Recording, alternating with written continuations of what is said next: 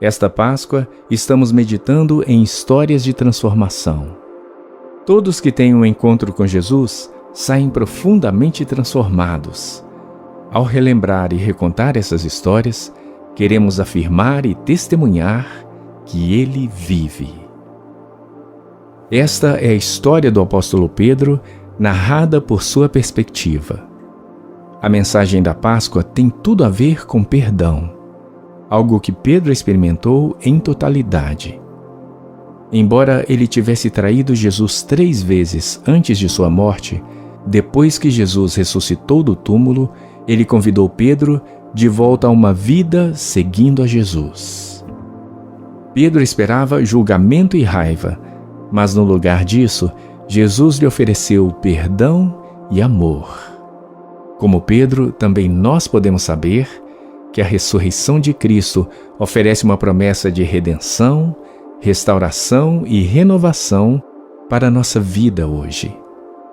Não há nada nem ninguém mais poderoso do que o nosso Salvador. Quando penso no que aconteceu, em como Jesus foi pregado na cruz e no milagre que se seguiu, um milagre que mudou radicalmente cada uma de nossas vidas e toda a vida futura que cresce em seu nome, não posso deixar de pensar como Jesus pôde dar tanto de si mesmo por nada em troca. O dia em que traí Jesus foi um dos pontos mais baixos de toda a minha história. Mal dormi naquela noite e as horas pareciam passar arrastadas, como se para me dar mais tempo sozinho comigo mesmo, preso, lembrando da gravidade do que eu tinha feito. Estava convencido de que meus erros haviam me empurrado para longe do alcance do amor de Jesus, que eu jamais poderia voltar atrás. 3 vezes eu o neguei, assim como ele havia dito que eu faria. 3 vezes eu havia dito publicamente que não tinha nada a ver com Jesus, que não era um dos seus seguidores, que nunca havia ouvido falar dele. 3 vezes virei as costas para tudo o que ele já havia feito por mim. Quando Jesus me disse que eu ia negá-lo, eu simplesmente não acreditei nele. Eu sabia quem ele era e eu o amava. Naquela época, pensava que eu era um discípulo fiel. Eu lhe disse que o seguiria até a prisão, até a morte se necessário. Mas foi só a situação ficar mais difícil que descumpri completamente as minhas palavras.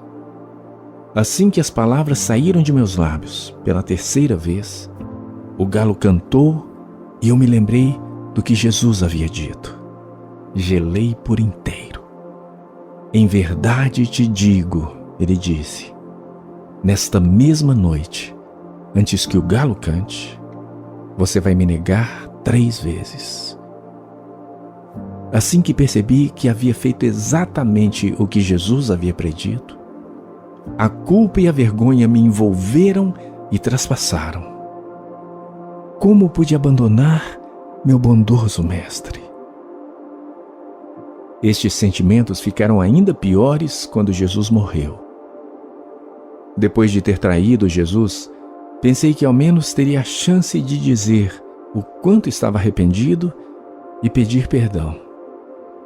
Mas ele foi rejeitado também pelo nosso povo e pregado numa cruz.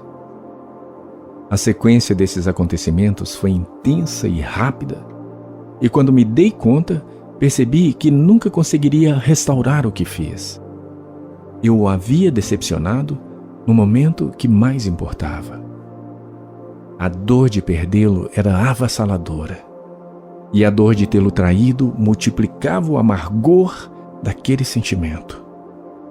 Nenhum dos discípulos foi o mesmo depois do nosso Cristo ter sido pregado no madeiro. Sentimos sua morte tão profundamente que nos fez doer os ossos. Um mundo onde ele não estava era automaticamente um lugar sem esperança, e processar o luto se mostrou um grande desafio. Por isso, quando Maria veio correndo até nós para nos dizer que alguém havia levado o corpo de Jesus de sua tumba Apenas 3 dias depois que ele foi enterrado, ficamos tão chocados que tivemos que ver a tumba vazia por nós mesmos. Como alguém poderia ter tirado o corpo de Jesus do túmulo? Corremos o mais rápido que pudemos e, quando chegamos lá, vimos que estava completamente vazio. As faixas de linho que tinham sido usadas para envolver o corpo de Jesus estavam ali. E o lenço que estivera sobre a cabeça dele estava dobrado à parte, separado das faixas de linho, como se ele mesmo as tivesse deixado assim. O silêncio pairou no ar por alguns segundos. Me vi um tanto confuso. Por que alguém levaria o corpo de Jesus e deixaria as faixas de linho para trás? Eu sabia que ele tinha inimigos quando estava vivo, mas não podia imaginar ninguém querendo levar seu corpo já morto. Naquela noite, os outros discípulos e eu nos sentamos juntos em uma das casas. Todas as portas estavam trancadas e todas as janelas fechadas. Estávamos aterrorizados que os líderes judeus que haviam incitado a morte de Jesus viessem atrás de nós também. Quando nos sentamos ali, conversando entre nós sobre os estranhos acontecimentos do dia, de repente apareceu alguém em nosso meio. Ficamos com medo e confusos, até que o homem que apareceu falou e nos disse: "A paz esteja com vocês." Em seguida, ele nos mostrou suas mãos perfuradas e sua pele, onde havia cicatrizes recentes e marcas de chicotadas. Meus olhos se arregalaram e o coração estremeceu. Instantaneamente soubemos que era Jesus que estava diante de nós. Mas ele não esteve conosco por muito tempo e, tão de repente quanto apareceu, ele se foi novamente. Olhamos um para o outro, tentando confirmar se o que tínhamos visto era real, enquanto os outros se maravilhavam com o milagre de sua ressurreição. Tudo o que eu queria fazer era desejar trazer Jesus de volta para implorar-lhe por seu perdão. Mas um traidor como eu sequer merecia estar na sua presença. Alguns dias depois, eu estava de volta à minha rotina de trabalho habitual de pesca durante a noite. Foi um dia de trabalho maçante e eu havia passado a noite inteira pescando sem conseguir pegar sequer um peixe. Desapontado e confuso, conduzi meu barco de volta para a costa. Quando me aproximei, vi um homem de pé na praia. Não pensei muito sobre isso, mas quando nosso barco chegou à costa, o homem falou comigo e com os outros que tinham vindo comigo. Ele nos disse: "Amigos, vocês não pescaram nenhum peixe?" Explicamos que tínhamos ficado fora toda noite pescando, mas que nossas redes ficaram vazias. O homem podia ver que estávamos desanimados, mas eu não esperava que ele fosse dizer o que disse depois. Olhou para nós e falou para voltarmos ao mar e tentar novamente. Foi ridículo, quase uma afronta. Por que voltaríamos para a pesca se tínhamos passado a noite inteira no mar sem nenhuma sorte? Portanto, a princípio, não demos ouvidos. Mas o homem era inflexível. Ele disse que deveríamos lançar a rede para o lado direito do barco e então pegaríamos algum peixe. Eu não pude deixar de rir. Tiago e João se entreolharam e depois fiz o mesmo com cada um. Como pescadores, sabíamos que não faria sentido voltar atrás, quanto mais mudar o lado que lançávamos a rede. Poderíamos ter ignorado aquele homem, mas acabamos fazendo o exato oposto. Não sei bem porquê. Talvez fosse para provar que ele estava errado. Talvez por uma mínima esperança que sua ideia tenha despertado em nós. Seja como for, decidimos fazer o que ele havia dito. Enquanto preparávamos o barco novamente, não pude deixar de refletir sobre o homem. Havia algo em sua voz, suas palavras, seu modo, que era familiar. Quando o nível da água estava profundo o suficiente para lançar nossa rede, jogamos ela para o lado direito, exatamente como o homem havia dito. Para nosso espanto, especialmente o meu, a rede estava cheia de peixes quando a puxamos de volta. Foi totalmente inacreditável. Havia mais peixes em nossa rede do que eu jamais havia pescado. Foi necessário grande esforço para levantar a rede de tão pesada. Foi realmente um milagre. Enquanto observávamos a grande quantidade de peixes, João, que estava comigo no barco, se voltou para mim e disse: "Aquele homem é o Senhor." Naquela hora, as peças se encaixaram e eu reconheci Jesus. De fato, só poderia ser ele. Então, rapidamente embalamos todos os peixes e remamos o mais rápido que pudemos. Eu estava desesperado para ver Jesus, para falar com ele, para reparar meus erros. Quando chegamos à praia, ele estava sentado na areia, preparando uma fogueira para cozinhar o café da manhã para nós. Nós lhe demos o peixe e depois comemos juntos, vendo o sol nascer sobre o mar da Galileia. Tudo o que eu podia pensar quando estava sentado ali era o quanto eu precisava saber se Jesus havia me perdoado.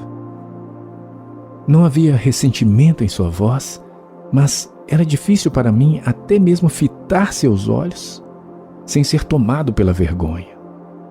Eu não podia escapar da memória de negá-lo antes de sua crucificação. Senti meu coração doer em meu peito enquanto me perguntava o que dizer a ele e como dizer.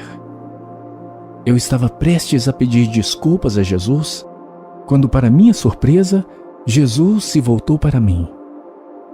Ele me olhou nos olhos, sorriu e depois me perguntou: "Simão, filho de João, você me ama realmente mais do que estes?" Imediatamente eu lhe respondi e disse: "Sim, Senhor, tu sabes que te amo." Então ele me disse: "Cuide dos meus cordeiros." Eu não sabia o que ele queria dizer, mas enquanto eu pensava em suas palavras, ele se voltou para mim e novamente perguntou: "Simão, filho de João, você realmente me ama?" Eu lhe respondi novamente, assim como havia feito momentos antes. E Jesus respondeu: "Pastorei as minhas ovelhas." Então, pela terceira vez, Jesus voltou-se para mim e repetiu sua pergunta: "Simão, filho de João, você me ama?" Eu me senti magoado por ele sentir que precisava me perguntar uma terceira vez.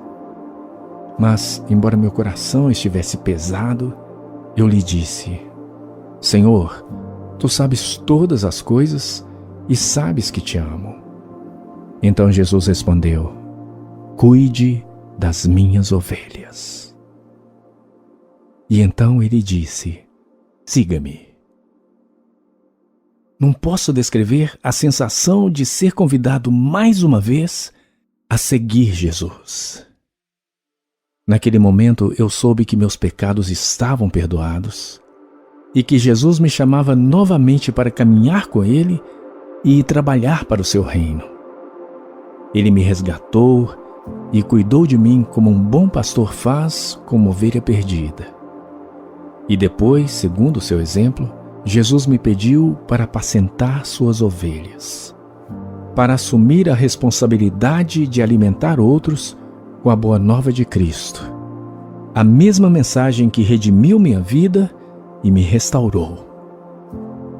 Quando penso nesse encontro, me impressiono com a sabedoria e misericórdia de Jesus ao me perguntar 3 vezes se eu o amava. Acho que ele estava tentando me dar a oportunidade de corrigir meus erros. Se antes neguei o Senhor 3 vezes, agora eu havia declarado minha lealdade e amor a Ele também 3 vezes. Apesar da minha traição, sua fidelidade permaneceu. Jesus me estendeu sua graça e me convidou a segui-lo mais uma vez. Este convite significava tudo para mim. Meus erros foram perdoados e apagados. meu propósito restaurado e todo o meu ser renovado. Jesus me encontrou nos escombros da confusão que eu havia feito, na culpa que me cercava, e me puxou para fora, mostrando-me o presente da redenção como eu havia experimentado antes. Com sua morte, ele expiou nossos